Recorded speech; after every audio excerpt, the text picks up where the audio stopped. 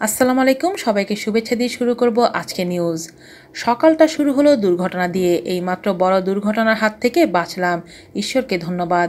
সামাজিক যোগাযোগ মাধ্যম ফেসবুকে লিখেছেন সানারেই দেবী শানু। আজ শনিবার সকালে একটি নাটকের শুটিংয়ে মানিকগঞ্জ যাওয়ার পথে আমিনবাজারে গাড়ি দুর্ঘটনার শিকার হন তিনি। বড় আঘাত না পেলেও তিনি সামান্য আহত হয়েছেন।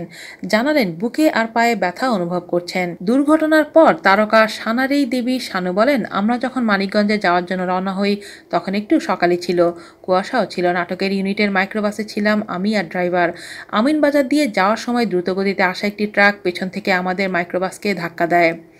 গাড়ি রাস্তার পাশে খাদে পড়ে যাওয়ার উপক্রম হয়। শেষ পর্যন্ত ড্রাইভার কোনো রকমে গাড়িটি নিয়ন্ত্রণ করেন।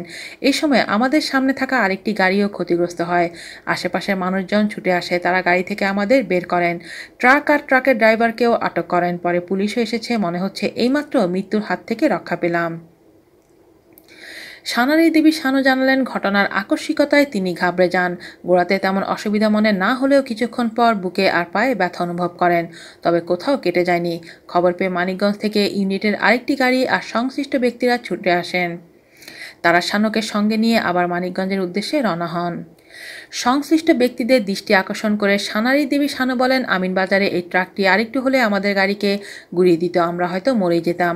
আজকে সকালেই হতে পারত আমার জীবনের শেষ সকাল। এমন অদক্ষ আর লাইসেন্সবিহীন চালকদের জন্য প্রতিনিয়ত কত দুর্ঘটনা হচ্ছে।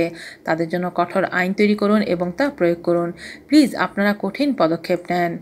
আজ এ পর্যন্তই। আল্লাহ হাফেজ।